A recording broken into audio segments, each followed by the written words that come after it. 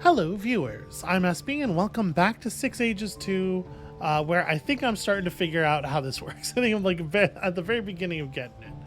We picked the shortest game length, and it's like 2 generations, right? The expectation is that the end of the world will be approximately 2 generations. It's been like 6 years, so we have a lot of game ahead of us, provided I don't starve us all to death. Let's talk about that. Let's talk about how we're gonna continue to food here. So early storm season, weather's unpredictable.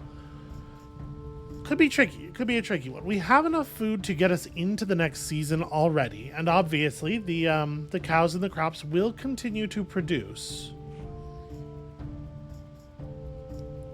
Hard to know whether we need to be producing more though, because we don't really get like a good detailed report of the incomes and outcomes. So I'm leery of building another shrine or anything. Like we're pretty low on goods. I might want to take it a little bit easy. Like let's try to do ventures and stuff that don't have a huge cost. Part of this is just like sending people out exploring, sending people to meet with the other clans, although obviously excuse me, the everybody expects gifts, right? But what we do have is information. Hold on, can we pull another one of those share exploration type things? Okay, you're already out doing this. Or I think still out doing this, rather. And we're already working on one of these as well. Yeah, it says right there, share exploration. Like, I read this line and just looked right past it. Okay, so the other thing I would think would be worth doing, even if it is going to maybe cost us a little bit, is just trying to continue setting up trade. The more trade routes we can open, the more likely we are to... oh, this is the emissary thing. Where is... Here we go, caravan. The more trade routes we can establish, the more profit of goods we're pulling in all the time, the more sort of like breathing room we'll have on the expenditure of goods. So... we were visiting the Rider clans. And I'm going to go look at the lore page again real quickly here to remember which symbol is right. That one's Rider. It's all these two I keep getting confused. Okay. The one with the head question mark on the left. Let's just have meetings. Let's just say what's up to these people. Try to establish a route with these folks. Saradin, a carpenter of your clan, has of late gained a following among the youth. They watch his deft hands as he coaxes even the twisted timber available today to his will. As he works, he speaks in hushed tones of wisdom and bravery. Typical Orlanthi consider boasting a virtue, but Saradin never makes claims for himself. He asks for nothing, but his admirers say he should be elevated to the ring. Though he never addresses the subject directly, from his odd sayings, people assume he wants us to bring back the days of kings. Yeah, there's nothing weird about that. You know how children love to watch woodworking. Surely he supports the crown. I mean, is this the thing? We're real back and forth on this subject of whether or not there should be a king. Mayhap I should just like make a call here, right? This might be a good opportunity to elevate someone who cares about there being a king to try to reform the tribe, right? We have clans now. We had a tribe before. I didn't expect so many people. I didn't expect so many of the sort of like people of the lower social standing to want there to be a king so badly, considering that, you know, the existence of a king is basically nothing but bad for the people below them. But, you know, a lot of people have less clarity when so close to the situation. Our lance carpenter was named Durev. Sarandon has somehow gained a connection to this obscure, perhaps dead deity. You know, Instarid, that seems like a big assumption to me. Not to contradict our leader or whatever, but I'm kind of curious. You know what? I promised to elevate him. Instarid promised to elevate him to the ring. The people seem to like that. We could always use a mood boost, and that one didn't really cost us anything. Okay, so... I don't know, part of me wants to just keep sending caravans out, just like establish routes with everybody. They hate us, but they do owe us a favor. I wonder, could you get a trade route with people who hate you because they owe you a favor? The answer's probably no, right? Probably.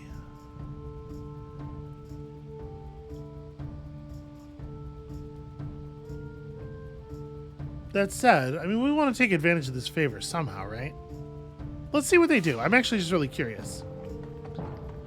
The party we sent to explore the east a year ago has not returned. Durana and her party must be presumed dead. It's unfortunate that Zarlin is no longer in the sky to watch over our exploration. Yeah, that is actually a real shame.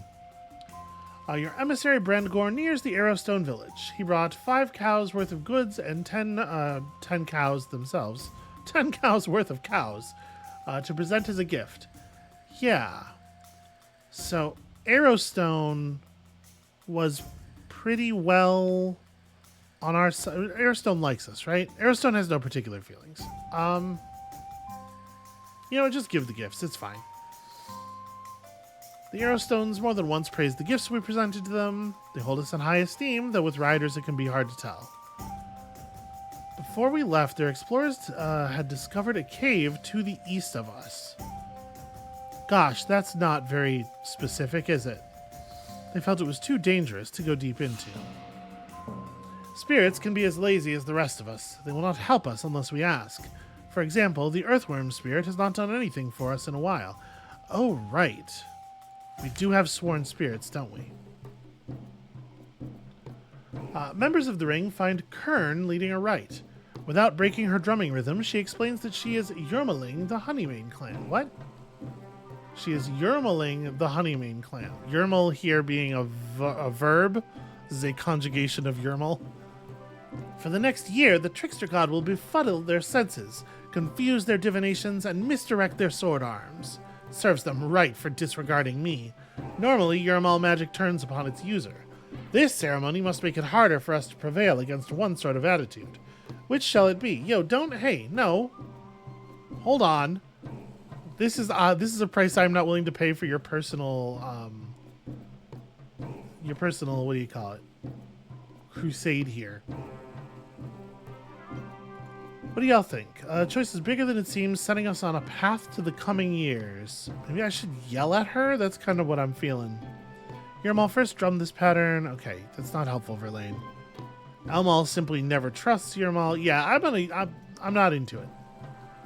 Don't be stupid, Kern laughed. Then you would have said no. Yeah, that's true. If you had asked for permission, I would indeed have said no. Now Yermal will exact a higher price. Fuck you. Well, I mean... gosh. Making it harder to quell fears seems like a pretty bad idea, given how panicky our people seem to be. I mean, this all seems really bad. I guess make it harder to instill caution. The difficulty we're having right now is mostly getting our people to do anything. So making it harder to sway the stubborn seems like redoubling a lot of our issues. And obviously these are incredibly dangerous. People were optimistic that we had made the right decision. Well, that's good. Yep, here comes sacred time. I know you want there to be a shrine to your god.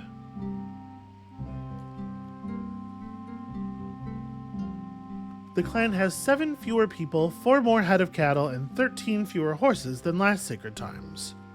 We are sufficient in livestock. We do have enough horses. Our crafters produced goods worth 65 cows. Our seasonal market made 35 cows worth of goods. Maintaining our shrines took 17 cows and goods worth 32 cows. We host too few spirits. The seers heard metal clanging in the distance, but could not tell if it was bells or swords. Okay, so, food. Basically everything that can give food, we're going hard on, devoting magic to. We can also... Harmony is interesting. Exploring, diplomacy...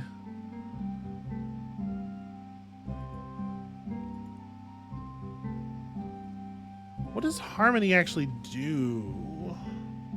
I still don't really want to... Like, I'm not prepping for war. I'm going to pick up a point of Harmony. I'm hoping that this will affect our clan's general mood. Okay. Yeah, we had not saved up enough goods at the end of the year. I tried to be a little careful about that. Our caravan is back from the Arrowstones. Okay, access to more horses is always a good thing, they think. Cool. Trade route established. Similarly to how our tribal regalia is lost, certain powerful items from the upriver Ram kingdoms were lost as well. If we sent exploration parties south, we might find them. Well, that's interesting. Caravan's back from the Bright Eyes. Although our reception was chilly, Bright Eyes traders were willing to accept our caravan and agreed to trade with us on a regular basis. Cool. You know, those events could have triggered in the other order, and it might have been enough resources to maintain the shrine. So it was the shrine to Elmal that we lost, which honestly is the one I'm probably most okay with dropping. Obviously, the shrines to Uralda and Dostal are both pretty important for food. Less than a season worth of food. It is sea seasons, so if we can get through this, we're probably pretty close to some crop production. Probably.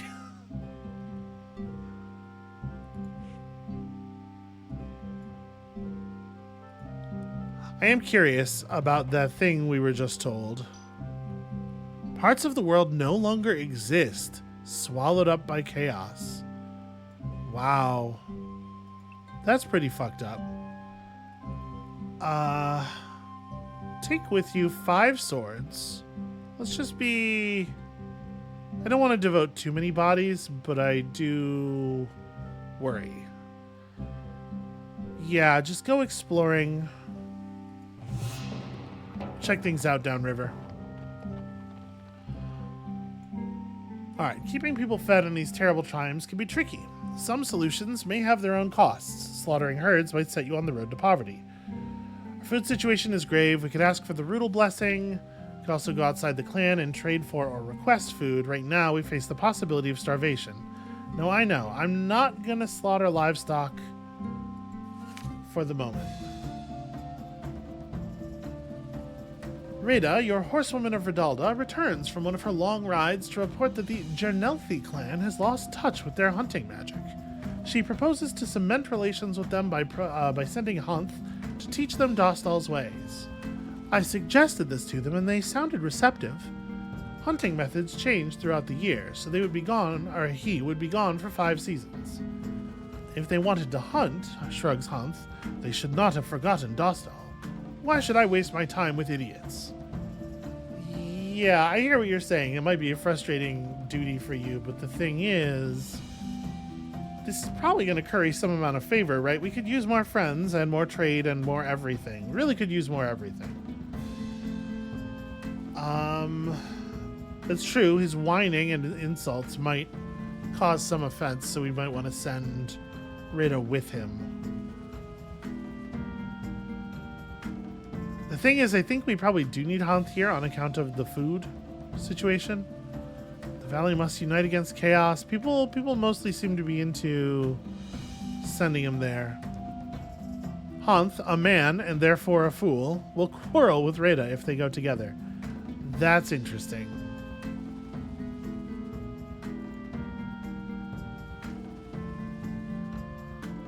Yeah, I suppose sending Rada along could actually make things worse, because she might just make him even more irritable. All right. I'm just going to send him alone. I think that, yeah, Grumbling stalked off to do as the council instructed.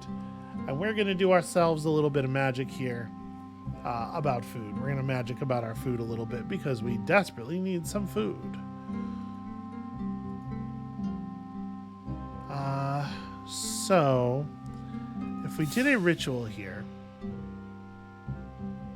Okay, we need more magic. I allocated enough magic at sacred time. That we couldn't do that. So we have the milk blessing up already. We have sure shot. There's another food blessing, wasn't there? Well, we could do the Rudel thing, like as keeps being suggested to us. That might be the sensible thing to do here. If we just make it through to the point where the fields start producing, we'll probably be okay. Yeah, let's see about Rudel. Alright, so... Sacrifice for Rudel. This is like the kind of the time of year when I think this kind of thing is... The sacrifice of goods is the most sensible. I'm definitely not doing a good job of managing our overall resources here. Okay, Anila received our sacrifice favorably. Do not, in fact, slaughter the livestock. We need the livestock. Rada is always causing events. Rada, a member of your clan celebrated for her connection to her ancestor, the horse goddess Redalda, petitions the ring to undertake a quest. A divine vision tells her that by slipping through a hole in the world, she can ride Charandar, legendary mount of your first king. She wishes to take a small escort of stout warriors with her on this admittedly dangerous mission. What is the value of this? You can ride a really good horse? How does this help us? The people support her. Okay, well... An encounter with Charandar could lead to the gift of a magic horse. Do we need a magic horse? Is that useful? Alright, Nyalesta, I get it. Okay, I guess if it's gonna probably boost mood in the clan, send... It could be potentially dangerous. I'm getting a little nervous about how many bodies we're sending out here. Could be a season or more before she returns. Oof. Alright. The Kuranderi mantled the king and strengthened our Elmal devotees, and we have Yurmal's price because we chose a harder time instilling caution. Yes, I know. Spirits. So earthworm can improve our crop yield. Cheese, spirit whose name is Cheese, can improve the food yield of our herds. Brings berries ripen, brings in food in the sea, fire, or earth season. Well, I mean, let us bargain with the spirit for its magic.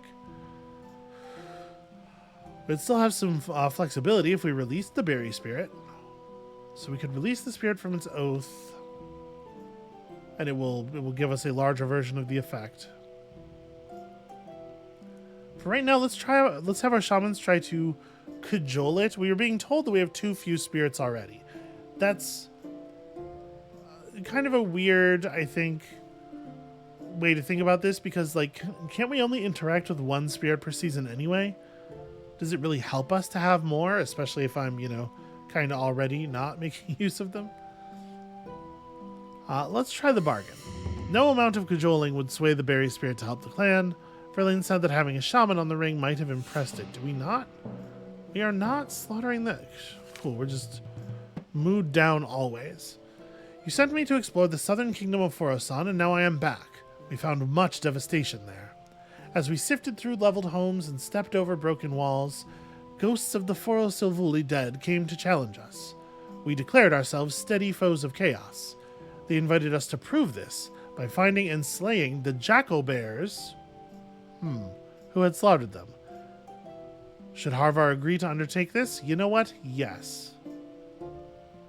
Okay, that's not great. We found a few jackal bears. Despite their small numbers, they eventually overwhelmed us, leaving no choice but retreat. 3 of us died and another 5 were wounded. Now numbering our dead comrades among their ranks, the ghosts took pity on us. They showed us where to find cloaks and helmet masks worth 29 cows. I guess that's something. Yeah, we don't currently have market and trading magic to support trade with all our regular trading partners. Stuff. Just stuff all the time. Everything's going bad all the time, always. Negotiators from the Cost Vaulting clan appear outside your fortress to seek your aid. Their Dostal shrine is dying. Seems to be a lot of that going around lately. And they hope you will assist them in its revival. Though such a boon is without price, they will consider themselves doubly indebted to you. Well, I can't really help you that much. It's a pretty big request, Darold thinks. When Rodalda saw the shrines of Baron's clan, she said, "We have those too." I'm starting to think its trade is maybe not the sharpest. Ceremonial aid won't unduly tax our clan magic.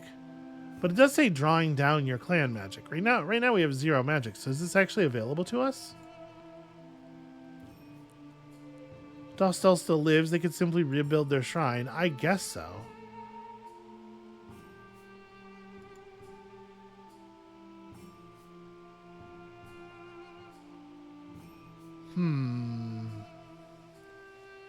I'm going to grant ceremonial aid because the option is available. I don't know what drawing down your clan magic means. This is another, like, all of the wording in this game is so squishy. Some things happened, you know, it's just like, does this have a numerical effect? Are we going to go to -1 magic? Is something meaningful mechanically going to come out of this at all? Who knows? You can go to -1 magic, it turns out. They said their indebtedness to us would depend on the magic garnered. We called a blessing of Dostal into their ritual receptacle a snare. Their priests showed gratitude. They said they would seek similar aid from other friends too. Okay. Clan magic can go negative. You have to wait until sacred time to use any and maybe less lucky in a few circumstances. If you need to, you can ask an ally or a clan that owes you a favor for clan magic. Yeah, I'm not so stressed about it, honestly.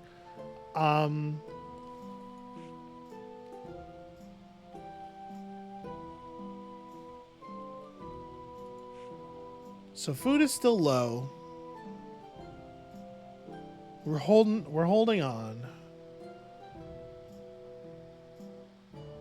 We don't have enough trade magic, we're being told, to maintain all these trading partners. It's not clear why that would require magic.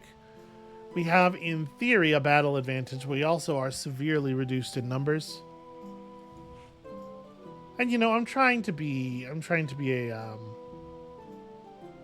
a careful warden of my people.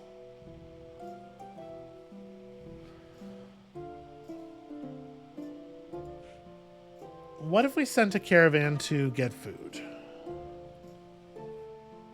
Who's got a lot of food? We've been to see the Bright Eyes. Flame Singers are known for avoiding conflict. Well, we haven't actually met with them yet. Okay, these ones owe us a favor, and we are trying to meet with all the rider clans, right? It's the thing we've been asked for. What if we give them some goods for food? We'll send like a medium... Yeah.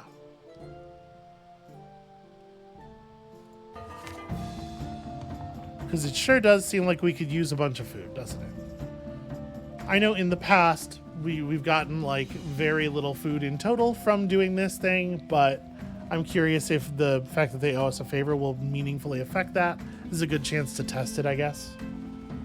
Karenna, a fearsome warrior of your clan, says she intends to hunt and slay Dunradin, chieftain of the nearby Honeymane clan. Our people really don't like the Honeymanes. In a vision, her god, who mocked Death Dealer, accused Dunradin of speaking to the dead. We speak to the dead all the time. Not in the ordinary way one contacts the spirits of one's ancestors, but by digging up funeral dolls to gain the secrets of talking skulls. Karenna does not seek permission. She is simply telling you where she is headed for the next few days. Okay. Let her do it, but have her say we didn't. Have her say we didn't let her. There's always another way. I don't know. Like, so it better not end up with us owing Verigild for a chief. Trickster found what he thought was a stick, but was really death. Humakch took it, so someone trustworthy would have it. We are allied with the Honeymaids. She did not ask permission, and as such, I feel like forbid her is probably not going to work. If we forbid this, I think she does it anyway. I'm going to try to dissuade her instead. With exceeding reluctance, she agreed that killing Dunradin would not be wise at this time. By acknowledging prudent counsel, she impressed her detractors, and the whole clan's mood kind of went up. We exhausted our food stocks and our people are starving. 2 people died of hunger and another 10 are so debilitated they cannot work. 10 young children have also died. Okay, so here comes the death spiral. We should send out a foraging party, buy food, or call in a favor. I'm working on some of that.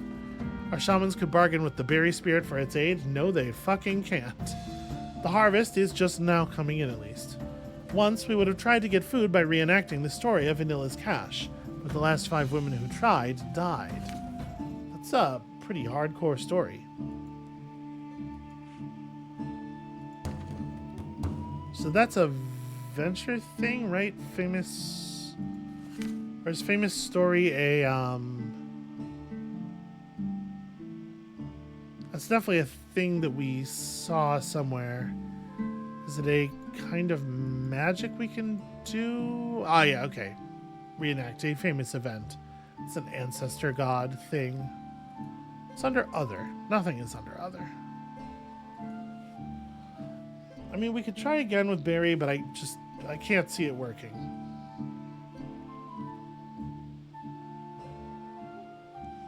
We're definitely a little desperate.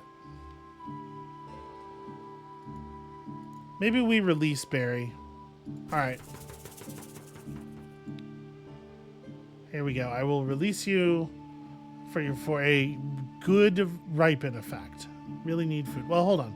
Sea, fire, and earth season. It is still within the range. Yeah, alright. The berry spirit agreed to Verlaine's offer. It would perform one last service, fulfilling its promises by spending extra effort on our behalf and then leaving. A sweet smell wafted from the shaman's tent. Berries and other plants ripened out of season, and our foragers collected a good amount of food. Good. A delegation of Outlanders arrives to offer you a blessing from an unfamiliar earth goddess in exchange for 20 cows. We cannot at present satisfy Belurga's hunger, they say. If you help us, she will grant a renewing burst of fertility to your dying fields and pastures. Unlike Ernalda, our earth goddess still lives. We used to know more about our distant neighbors, but our retreat behind Baronsted's walls shrank our sense of the world. We should probably take advantage of before their god dies too. Makes sense to me.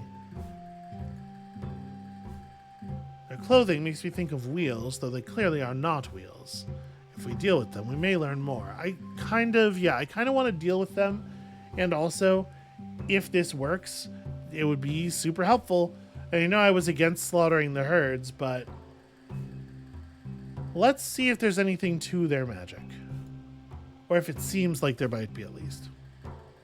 Mood down, huzzah. Sure enough, our fields and pastures hummed with life. Plant spirits said the Outlanders had fulfilled their promise.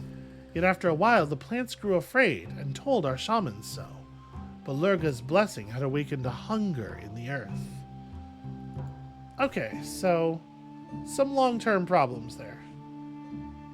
We did manage to maintain, to grow some food stockpile. We have the Belurgan blessing, although we don't know what that means.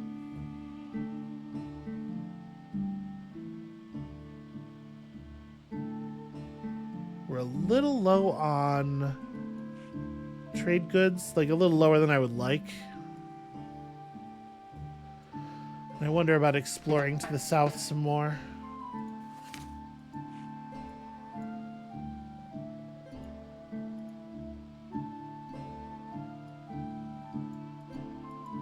So apparently the Belurgans are from way up there.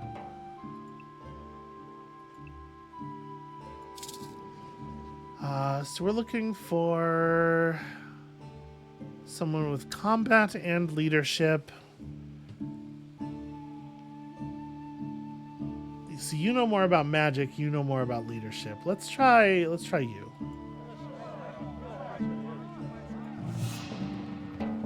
Alas, my mission led to a disaster. I found a hole in the world and slipped through it, but it did not lead us to the glorious past. It was a terrible future we found ourselves in, where the only beings that still lived were creatures of chaos. They set upon us immediately. I was the only one who made it back. I'm starting to think Rada is a creature of chaos. Alright, 37 cows worth of goods for less than 4 weeks of food. You get the same amount of food no matter who you trade with and no matter how much you trade with them, so seems like it's worth it to bring the smaller caravan. Alright, our market and trading magic can no longer support trade with the Endalian clan. That's just not how... That doesn't make any... That is not a sentence. You say these words to me and expect them to have meaning. In the southern Orlanthi kingdom of Forosan, Jonric and explorers find a devastated landscape, dotted with abandoned clan territories and ruined fortifications. They travel for days without seeing any other humans. In places, the world appears to be coming apart completely. One day, they encounter a small band of Forosavulu, beset by gigantic chaos creatures called Jackobears. Okay, that's what a Jackobear looks like. If you had asked me to draw one just from its name, this is actually pretty close to what I would have done probably, although my pumpkins would certainly have had eyes. Well, we don't have a lot of magic laying around.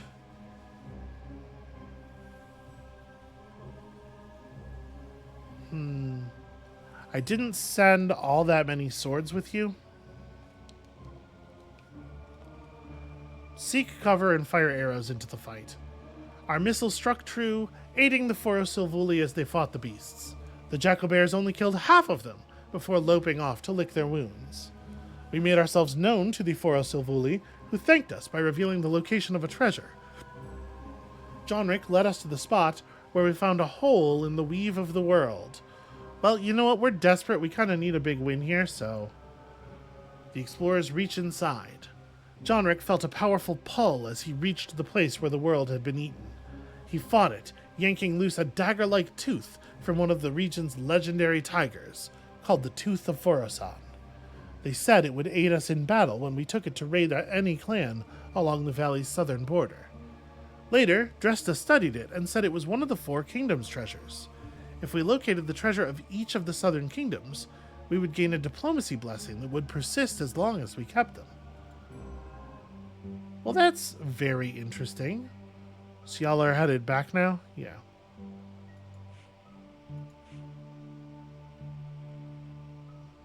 I don't know, this Belurgan blessing seems like it might actually be really good. So... we need to meet people, right? We can't necessarily maintain trade with everyone.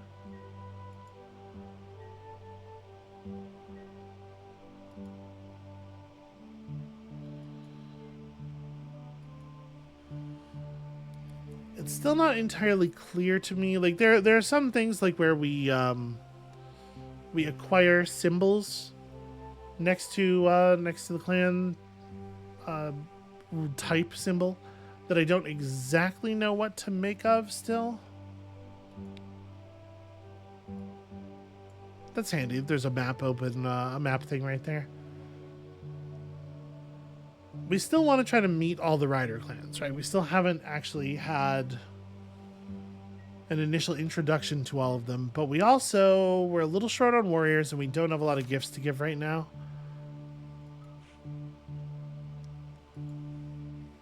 Here, let's try to get some more food effects here through raw persuasion. Okay, Verlaine managed to persuade the Cheese Spirit to help the clan for several years. This one was much more amenable to our questions. This seems bad. Mood down, population -5. We don't have that many people. A party of your hunters goes missing. After several days searching, you can only assume the worst. A week later, they return, dead and rotting. Barely capable of intelligible speech, they smile and wave as if expecting an ordinary welcome. As far as you can tell, they don't understand that anything has happened to them. Technically, they are still your kin, as they have not received the funeral rites that sever their mortal ties. This introduces a terrible paradox. The undead are chaotic and must be destroyed, but destroying kin does invite chaos. Well, we're very good at diplomacy, or at least we're supposed to be. And they should be inclined to a diplomatic solution as well, as they are members of our clan. So yeah, let's try to talk this through.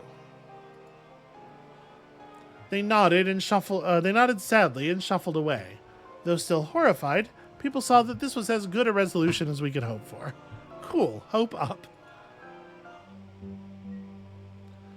Alright, we've got the cheese blessing for several years, which is rad.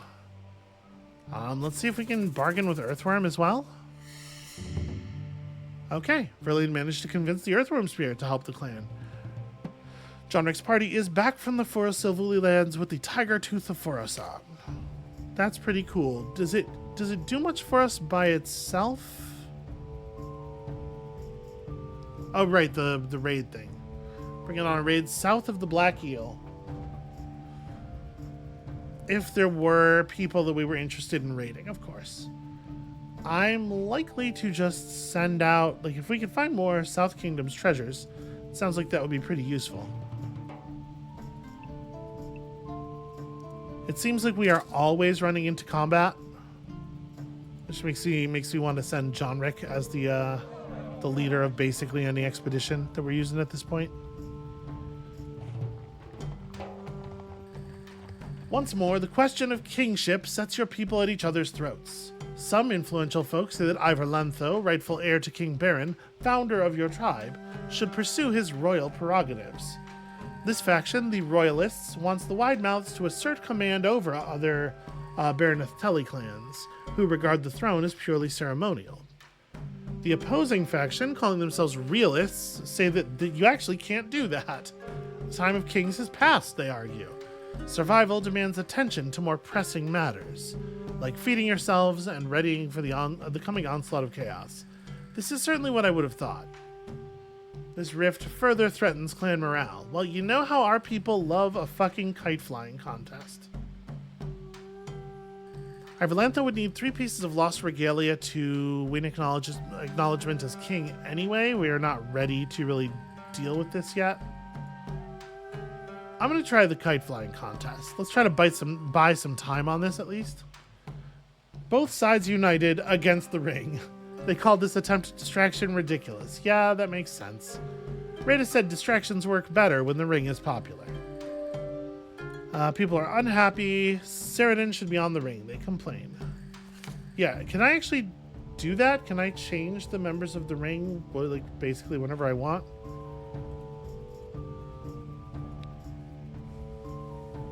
This is the clan screen. This is not useful.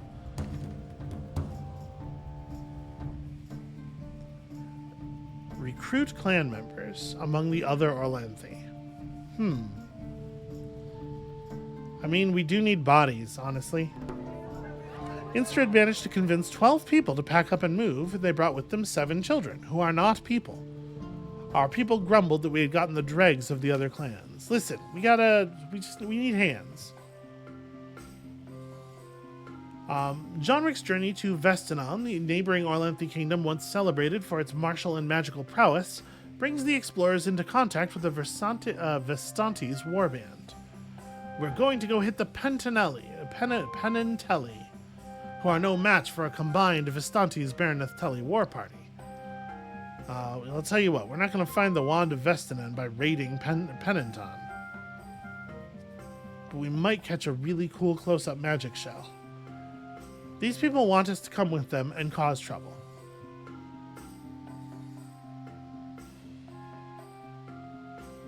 And we're not going to find the Wand of Vestanon, probably not. But favor plus spoils of war might actually be... I agree with you. We stalked with the Vistantes to a bustling community near the border between the two kingdoms. We soundly defeated their surprised defenders. Only one of our warriors was hurt. Our share of the plunder came out to worth 32 cows. Hey, that's pretty good. And we're losing trade. And Brandgor has died of old age. At the end, he could not decide if it was time to go or if he wanted to spend more time with us.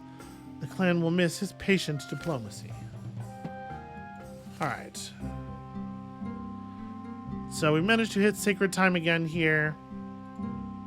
We still actually have goods, even after paying for our shrines. That's good news. Shaman said that diseased spirits would not trouble us in the coming year. So...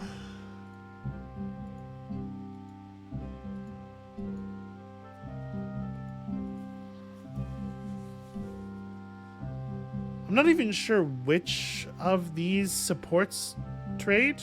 You know, we're constantly getting all this noise about our trade magics, but... The Chal of Ashday will have been quiet lately. Only a raid will reveal what they're up to. I mean, there are other ways to gather information. Hunt has returned from his stay with the Jarnelthi. Hunt rekindled their connection to Dostal, for which they commend us. They will treat this as a favor we have done for them. Okay, that does seem like good news. So yeah, I gotta say, I'm definitely still feeling a little like... I'm having a little bit of a hard time with this because it feels so... The connection between the things you do and the mechanical outcomes is so squishy. It's so... I don't know, it doesn't feel like I'm actually doing anything. It feels like I press a button and then an event happens, and the two things often don't necessarily seem to have any connection, or... I don't know. Ordinarily, what I like to do with the game is come in as empty of outside information as possible, not learn anything from, you know, people in the comments or whatever, and just really try to learn the game as it is being taught by the game itself. However, I am having a really hard time connecting with this, and so here's what I think I'm going to do. I'm going to... something unusual here. We're going to call this for today right here. I am actually going to go and try to read a little bit. I'm going to try to get just like a tiny bit of information about this game. In particular, just if there's a better way to know our information in more detail. You know, how much food is coming in, how much is going out. So that we can tell what dials we need to be adjusting. So yeah, when I come back next time, I will probably be slightly better informed. It's a real shame that I wasn't able to get there from the game itself, but we'll see. We'll see if I can open this thing up a little bit, because right now it all just seems sort of murky and opaque. And I would like it to be less, just like a little bit less, you know. So come back next time for that, and we'll see you then.